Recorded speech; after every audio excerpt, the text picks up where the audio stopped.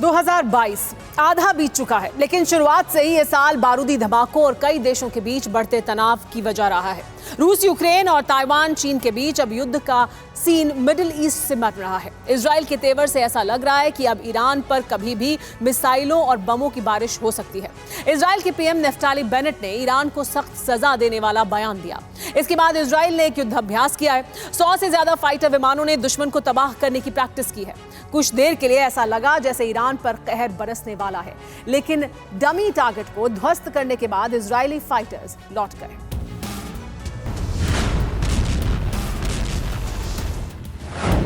इकतीस मई 2022 दिन बुधवार। रात के सन्नाटे में गूंजने लगी फाइटर विमानों की आवाज। रनवे की लाइट्स ऑन हुई और फिर फुल स्पीड में दौड़ने लगे फाइटर्स।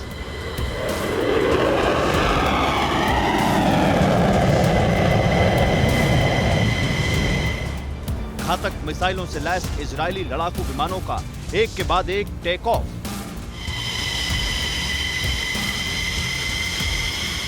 अचानक इजरायल के तमाम एयरबेस एक्टिव कर दिए गए।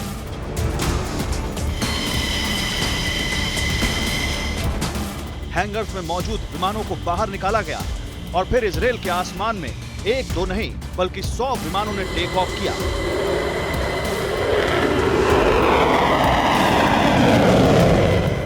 ऐसा लगा जैसे इजरायल पर बहुत बड़ा हमला हुआ है। ऐसा सीन बना जैसे इजरायल की वायुसेना किसी देश का नामो निशान दुनिया के नक्शे से मिटाने निकली है। एक्शन में इजरायल, ईरान से युद्ध का ट्रायल।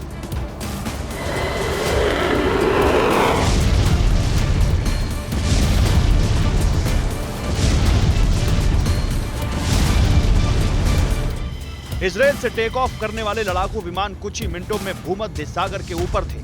इजरायल डिफेंस फोर्स के विमानों ने यहां युद्ध के दौरान हमले और दुश्मन के विमानों को तबाह करने की प्रैक्टिस की। डमी टारगेट्स पर जबरदस्त बमबारी हुई।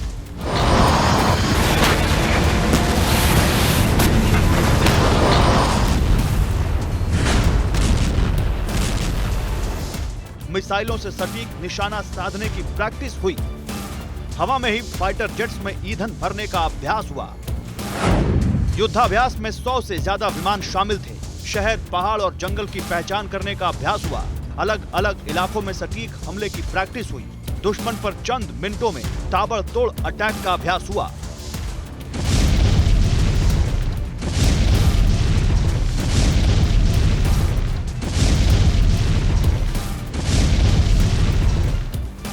बुधवार की रात इजरायल की वायुसेना युद्ध का अभ्यास कर रही थी, तो दूसरी तरफ ईरान की सेना की नींद उड़ी हुई थी। ईरान में ऐसी खलबली मची कि राष्ट्रपति इब्राहिम रईसी की नींद उड़ गई। ईरान की मिसाइलों को लॉन्च पोजीशन में तैनात किया गया।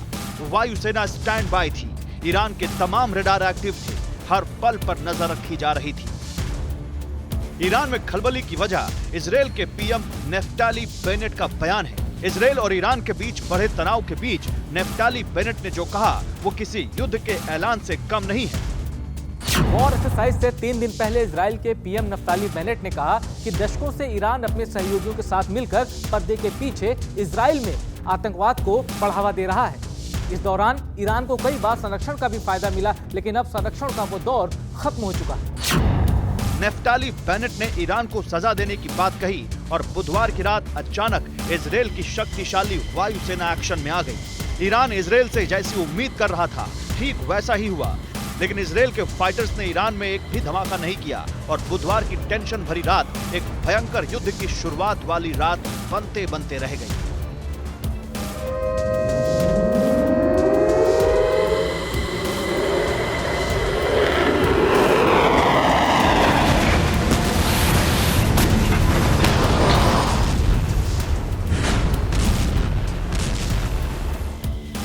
ईरान की तरह ही पूरी दुनिया ये मान रही है कि इजरायल ने वॉर प्रैक्टिस के नाम पर ईरान को चेतावनी देने के साथ ही एक युद्ध की तैयारी भी की है, लेकिन इजरायल ने फिलहाल इसे सिर्फ एक युद्धाभ्यास बताया है। इजरायल ने इस युद्धाभ्यास को चैरियट्स ऑफ फायर नाम दिया है। इजरायल के मुताबिक युद्धाभ्यास 1 महीने की वॉर प्रैक्टिस का हिस्सा है। इजरायल के इतिहास के सबसे बड़े युद्धाभ्यासों में से ये एक था।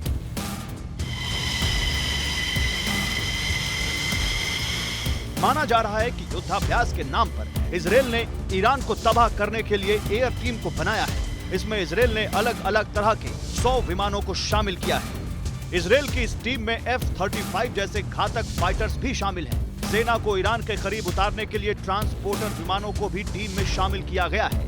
ईंधन भरने वाले विमानों के साथ बॉम्बर और न्यूक्लियर अटैक तक करने वाले फाइटर जेट भी ईरान के खिलाफ शुरू होने जा रहे मिशन में शामिल किए गए हैं।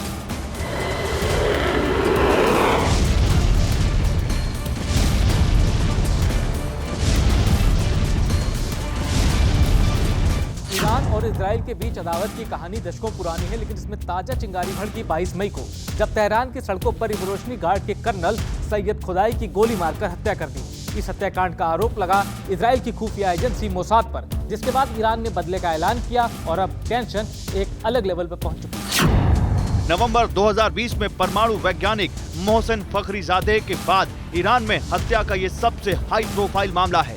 इससे पहले फखरीजादे को मोसाद ने ऐसे ही ठिकाने लगाया था। हत्या का बदला लेने की कसम लेते हुए ईरानी राष्ट्रपति इब्राहिम रईसी ने खुदाई को कुद्स फोर्स का शहीद बताया। रिपोर्ट्स के मुताबिक ईरान में एक हिट लिस्ट भी तैयार की गई है। ईरान की एजेंसी के मुताबिक आमोस माल्का, पूर्व प्रमुख इजराइल डिफेंस फोर्स, साइबर सुरक्षा विशेषज्ञ आमिर लेवेंतल, IDF इंटेलिजेंस यूनिट के पूर्व अधिकारी गल गैनोत, 8200 ऑफिसर्स यूनिट के अधिकारी नबल एरिली, साइबर विशेषज्ञ मेल्तजर ईरान की हिटलिस्ट में शामिल किए गए हैं। ईरान की हिटलिस्ट ने भी इजराइल को युद्ध के लिए उकसाया है और माना जा रहा है कि अब इजराइल आर पार के मूड में है। इजराइल के जिन 100 विमानों ने बुधवार की रात को वॉर प्रैक्टिस की, अगर उन्हें डमी टारगेट की जगह ईरान के ठिकानों को निशाना बनाने का आदेश होता तो यकीनन ईरान में कुछ ही घंटों में बड़ी तबाही मच सकती थी।